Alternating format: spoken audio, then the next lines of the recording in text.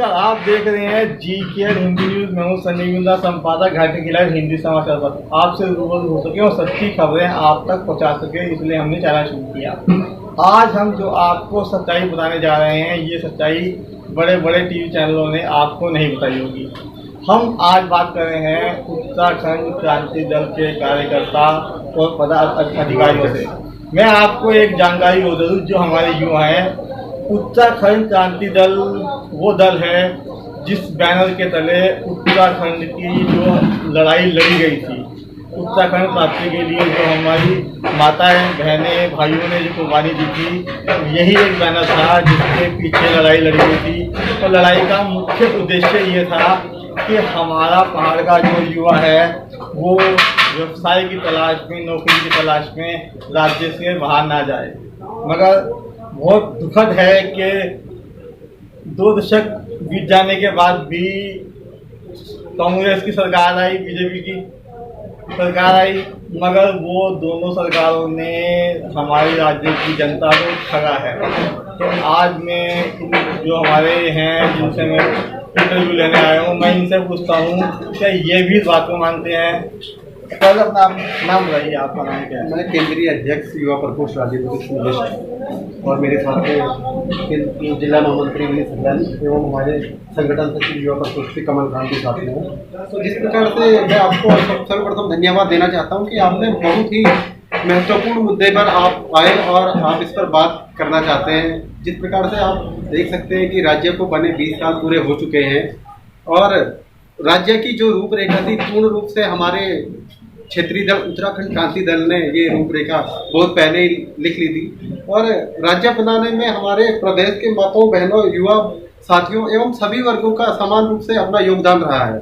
लेकिन आज आप देखते हैं कि राष्ट्रीय पार्टियों ने हमारे प्रदेश की किस प्रकार की हालत कर दी है। वैश्विक महामारी होती है, हमारे भाई लोग जो मुंबई महाराष्ट्र चंडीगढ़ दिल्ली या अलग अलग राज्यों में जो फंसे हुए हैं, वो रोजगार की तलाश में बाहरी राज्यों की और उनको आखिर क्यों रुख करना पड़ा। 20 सालों में आपने कागजों पे काफी विकास हुआ है। आप रोजगार सबमिट कराते हैं, कभी आप बोलते हैं कि हमने यहाँ पे सिडकुल में इतनी नियुक्तियां कर दी हैं। सरकारी घोटालों के रूप में आप देख सकते हैं कि हर साल युवा जो देहरादून या हरिद्वार या हल्द्वानी की तरफ अपना गवर्नमेंट की तैयारी करने के लिए जाते हैं, लेकिन जब वो 1-2 साल अपना पूरा टाइम रोजगार के लिए प्रिपरेशन के लिए देते हैं, उसके बाद पेपर देने के बाद यह सामने आता है कि आपका पेपर निरस्त हो गया है। तो इस प्रकार की घटनाएं हमारे पहाड़ी क्षेत्र के युवाओं के सामने आ रही है। अभी जो कोरोना है, कोरोना ने बहुत महत्वपूर्ण हमको एक पाठ सिखाने का, पढ़ाने का कार्य भी किया है। अभी अगर हमारे पास राष्ट्रीय दलों ने यहाँ पर अगर रोजगार की बात करी होती, स्वास्थ्य सुविधाओं की बात करी होती, शिक्षा की बात करी होती, अगर पर्यटन के क्षेत्र में इन्होंने कार्य किया होता, तो आज की डेट में, आज की तारीख में हमारे युवाओं को इस प्रकार से बाहरी राज्यों की ओर रुख नहीं करना पड़ता। हम स्वयं में सक्षम होते अपने भाइयों को, अपने युवाओं को रोजगार देने में। लेकिन देख लीजिए आप किस प्रकार से आज राज्य सरकार की बात करें या केंद्र सरकार की बात करें, उनके पास नीतियां नहीं है। हमारे पहाड़ी राज्यों के युवाओं के साथ सिर्फ हमेशा छलावा होता आया है। और जो मुझे लगता है कि अगर हमने आवाज नहीं उठाई, जो कि उत्तराखंड क्रांति दल जिसने राज्य बनाने में अपना सर्वस्व न्योछावर किया, हमारे सीनियर लीडर चाहे फील्ड मार्शल दिवाकर भट्ट की बात करूं और चाहे मैं एरी जी की बात करूं, जिन्होंने कि उत्तराखंड क्रांति दल का झंडा यूपी सरकार में भी बुलंद किया, हमारे और भी तमाम नेतागण हैं। लेकिन आज हम एक हाशिए पे जाने का मुख्य कारण ये है कि राष्ट्रीय पार्टियों द्वारा दिग्भ्रमित किया जाता है युवाओं को। जिस प्रकार से दिग्भ्रमित रोजगार के नाम पे, शिक्षा के नाम पे दिग्भ्रमित किया जाता है, तो यह दुखदपूर्ण है। दूसरी तरफ आप देखते हो कि रोजगार की बात करते हैं, पहाड़ों में आखिर आपने क्या किया है। अगर हम अपने सामने देखते हैं, हमारे सामने हिमाचल प्रदेश है या हरियाणा है या अन्य राज्य हैं, जो कि खुद में इतने सक्षम है कि वहां के युवाओं को रोजगार दे सकते हैं। हमारे पास हाईटेक फार्मिंग की बात करें तो इसमें सिर्फ घोषणाएं होती है, कागजों में कार्य होता है, धरातल पे कुछ कार्य नहीं होता है। हम पोल्ट्री फार्म की बात करें, हम मशरूम उत्पादन की बात करें, हम अन्य पहाड़ी कुटीर उद्योगों की बात करें, इसमें ये राष्ट्रीय पार्टियां, चाहे मैं बीजेपी की बात करूं या कांग्रेस की बात करूं, बारी बारी से इन्होंने प्रदेश के युवाओं को छलने का कार्य किया है। आज आप देख सकते हैं कि हमारे पास टिहरी डैम है, जो कि अन्य प्रदेशों को बिजली उत्पन्न करके देता है, लेकिन आप देख सकते हैं कि इसका हमें कुछ नहीं मिलता है। इसका हमको हमारे राज्य को इसका कुछ अंशदान नहीं है। बगल वाले राज्यों में बिजली फ्री मिलती है, लेकिन हम लोग देख सकते हैं कि हम लोग विवश हैं, हमको बिल देना पड़ता है बिजली का। दूसरी तरफ पानी आप देख लीजिए, बंगाल की खाड़ी तक उत्तराखंड पानी पिलाने के में सक्षम है, लेकिन हमको अपने प्रदेश में यहाँ पर हमको पानी और राज्यों से महंगा पड़ता है। जैसे आपने टी डैम की बात करी जी, दिल्ली यहाँ से बिजली खरीदता है जी, और दिल्ली वासी को जो बिजली फ्री देता है जी। तो कोरोना काल चला हुआ है, तो क्या हमारे राज्य सरकार को उत्तराखंड के वासियों को बिजली फ्री नहीं देनी चाहिए? जी, मैं स्पष्ट रूप से यही आपको बताना चाहता हूँ, जब हम बाहरी राज्यों को बिजली दे सकते हैं तो आखिर हम सबसे पहले अपना विकास क्यों नहीं कर सकते हैं? अगर हम सबसे पहले हम आदमी कोई भी अगर होता है अपने परिवार को देखता है। अगर हमारा परिवार, खुद का परिवार हम सुखी नहीं है तो हम कैसे दूसरे का पेट भर सकते हैं? सबसे पहले हम अपने पेट के निवाले की कोशिश करेंगे कि हमारा पेट भरपूर रहे, तब जाके हम अपना योगदान दे सके। दूसरी तरफ आपने बात करी अभी टिहरी डैम की बात करी, तो वाकई में हम गुजरात से लेके सब जगह सक्षम है बिजली उत्पादन देने में, लेकिन हम अपने यहाँ तक कि जो मछली उत्पादन का कार्य है ये भी टिहरी हाइड्रो डेवलपमेंट पावर में ये काम भी उन्होंने, बंगाल की कोई कंपनी है, टिहरी डैम में, टिहरी झील में ये कार्य उनको दिया है। अगर ये काम टिहरी के हमारे युवा करते तो वो ज्यादा सही होता और उनको रोजगार के लिए बाहरी राज्यों में रुख भी नहीं करना होता। तो ये भी एक मुद्दा है। दूसरी तरफ आप देख सकते हैं कि हमारे पास कई ऐसी योजनाएं हैं जिसको हम पहाड़ में लागू कर सकते हैं। पर्यटन प्रदेश हमारा राज्य है, लेकिन ये कागजों में है। धरातल में आप देख सकते हैं हमारे पर्यटन मंत्री के पास कोई नीतियां नहीं है, टोटली फेल हुए हैं। हमारे पास धार्मिक पर्यटन के लिए बहुत बड़ा एरिया, जिस प्रकार से हमारे उत्तराखंड को देवभूमि नाम से जाना जाता है, 4 धाम यहाँ पर हैं, यहाँ पर सैकड़ों तीर्थयात्री हर साल आते हैं, लेकिन इसके लिए हमारे पास राष्ट्रीय पार्टियों ने आज तक कोई नीतियां नहीं करी है। उत्तराखंड क्रांति दल स्पष्ट रूप से युवाओं को ये कहना चाहता है कि आप हमारे साथ आइए। हम आह्वान करते हैं प्रदेश के समस्त युवाओं को, एक बैनर के नीचे आइए। जो राज्य बना सकता है, जो दल राज्य बना सकता है, तो वो युवाओं को रोजगार भी दे सकता है। अपने प्रदेश के युवाओं के भलाई के लिए, अपने प्रदेश के युवाओं के रोजगार के लिए, अपनी माताओं के लिए, अपने भाइयों के शिक्षा के लिए, स्वास्थ्य के लिए हम अंतिम क्षणों कार्य करने के लिए तत्पर हैं और हम तत्पर रहेंगे। ये मैं आपके चैनल के माध्यम से मैं विश्वास दिलाना चाहता हूं। और अंत में पुनः मैं युवाओं को आह्वान करना चाहता हूं कि आप अपने आप को असहाय न समझे। उत्तराखंड क्रांति दल जो इस राज्य की जननी है, जिसने इस राज्य को जन्म दिया, तथा हमारे पूर्वज जो हमारे इंद्रमणि बडोनी जी हैं, जिनसे हमने ये सीखा है कि किस प्रकार से हमने अपने राज्य को समृद्ध करना है, ये हमने सीखा है। तो मैं पुनः युवाओं को आह्वान करना चाहता हूं कि आप आइए, प्रदेश के हित के लिए, प्रदेश को सक्षम बनाने, प्रदेश को समृद्ध बनाने में आइए, एक मंच के नीचे आइए और क्यों ना हम एक मुहिम छेड़े जिसमें हमारा राज्य संपन्न हो, जहां पुनः किसी को यहाँ से पलायन न करना पड़े। हमारे पहाड़ इतने सक्षम हो कि वहां पहाड़ों में युवाओं को रोजगार मिले, स्वास्थ्य सेवाएं सक्षम सुदृढ़ हो, हमारे बच्चों को शिक्षा मिले, उचित शिक्षा मिले, सड़कों का उचित विकास हो, पर्यटन के क्षेत्र में हम एक नई नींव रखें, एक नई पहचान दिलाएं। जिस प्रकार से आप देखते हैं कि स्विट्जरलैंड अपने आप में एक अभूतपूर्व नैसर्गिक सौंदर्यता के लिए जाना जाता है, तो क्यों ना हम उत्तराखंड को, क्योंकि कई बार बात होती है कि उत्तराखंड स्विट्जरलैंड, आप उत्तराखंड को ही कहा जाता है, हमारा कौसानी है। तो हमारा एक ये मुख्य उद्देश्य ये भी रहेगा कि हम युवाओं को पर्यटन के क्षेत्र में हम जोड़ें और बाहरी राज्यों ही नहीं, हम इंटरनेशनल लेवल पे राज्य को एक नया ब्रांड बनाए, एक नई मिसाल पेश करें। धन्यवाद। आपको ये बात जानना चाह रहा था कि जैसा कि अभी मुख्यमंत्री जी ने घोषणा करी है कि जो हमारे पहाड़ के युवा सब फंसे हुए हैं उनको हम लाना चाह रहे हैं। अगर यही जब लॉकडाउन शुरू हुआ था, अगर यही जो है शुरू में किया जाता तो मुझे लगता है ये उत्तराखंड के लिए बहुत मतलब कार्यकारी सिद्ध होता। कारण ये है कि देवभूमि होने के कारण उत्तराखंड में कोरोना जो है अपना विकराल रूप नहीं दिखा सका, है ना। जो अभी चल रहा है बहुत ही कम चल रहा है। अभी मेरे ख्याल से 21 केस ही एक्टिव हैं उत्तराखंड के अंदर। मगर अब जो ये बाहर से आएंगे तो इनमें जो कोरोना होगा, है ना, इससे पहाड़ों तक में ये बीमारी पहुँच सकती है। देखिए, उत्तराखंड में 2.5 लाख लोगों का मतलब युवाओं का आने का सरकार कह रही है कि उन्होंने रजिस्ट्रेशन कराया। जो 2.5 लाख लोग आएंगे फिर उनको क्वारंटाइन में रखा जाएगा। ये भी देखा जा रहा है जो संक्रमण वाले हैं, संक्रमण की टेस्टिंग के बाद भी उनके संक्रमण की जानकारी नहीं हो पा रही। तो आगे लंबा पीरियड है ये अब चलेगा। लेकिन जो हमारे युवा साथी नौकरी के लिए गए हैं, सरकार कह रही है कि उनको यहीं रोजगार दिया जाएगा। देखिए, किसी भी रोजगार देने के लिए इतना नहीं कि कल कहा परसों रोजगार दे दिया। कुछ लोगों को तो जाना ही पड़ेगा नौकरी के लिए, लेकिन काफ़ी लोग यहाँ एस्टेब्लिश जाएंगे, क्योंकि सरकार के पास कोई विजन प्लान नहीं है इस राज्य के लिए। तो आपने कहा कि इनके लिए रोजगार की व्यवस्था कर दें, इतने साल हो गए, 19 साल में कोई व्यवस्था करी सरकार ने?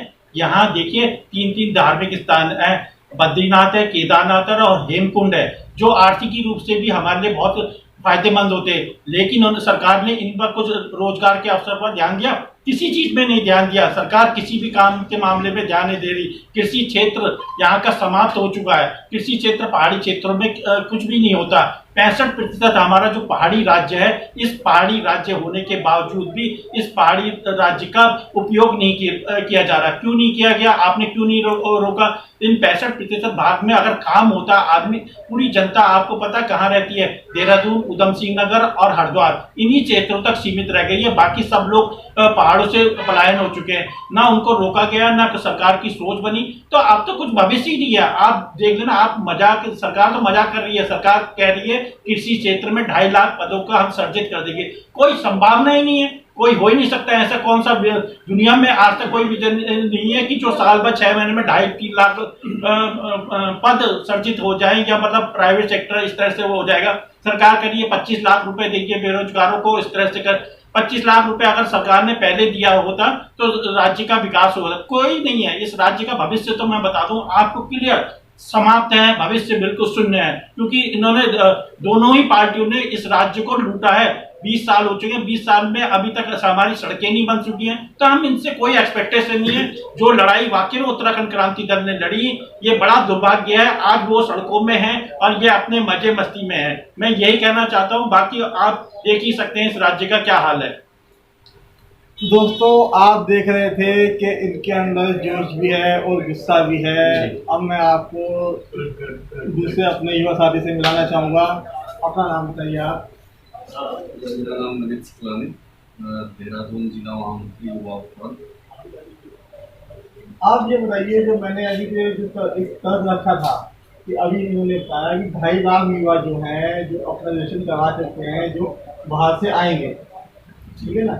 अगर ये 2 दशक होने के बावजूद भी हमारे 2.5 लाख युवा जो हैं बाहर जाके नौकरियां कर रहे हैं, अगर ये कांग्रेस राज्य सरकार, जो कांग्रेस की बीजेपी सरकारें थी, अगर ये कुछ करती, यहाँ पर विकास होता है ना, यहाँ पर ये कंपनियां लगाती, भारी कंपनी बुलाती, तो ये 2.5 लाख युवा जो है बाहर जाके ना भटकते। इसके बारे में आपको क्या कहना है? जी, सबसे पहले तो यही कहूँगा कि ये केवल और केवल खराब नीतियों के कारण अभी तक हुआ है कि हमारे युवाओं को अपने राज्य से बाहर जाना पड़ता है। उन्हें रोजगार की तलाश में, अपनी रोजी रोटी की तलाश में बाहर जाना पड़ता है। यह सचमुच हमारे लिए एक दुर्भाग्यपूर्ण बात है, क्योंकि हमारे राज्य में किसी भी तरह से कोई कमी नहीं है, चाहे वो खनिज संपदा हो, वन संपदा हो, या पर्यटन की स्थिति। जैसा कि अभी हमारे बड़े भाइयों ने भी बताया, पर्यटन की स्थिति में हम अगर कुछ सुधार कर सके तो ऐसे बहुत से यहाँ पर क्षेत्र हैं जिनमें रोजगार की उम्मीद है, रोजगार पैदा किए जा सकते हैं।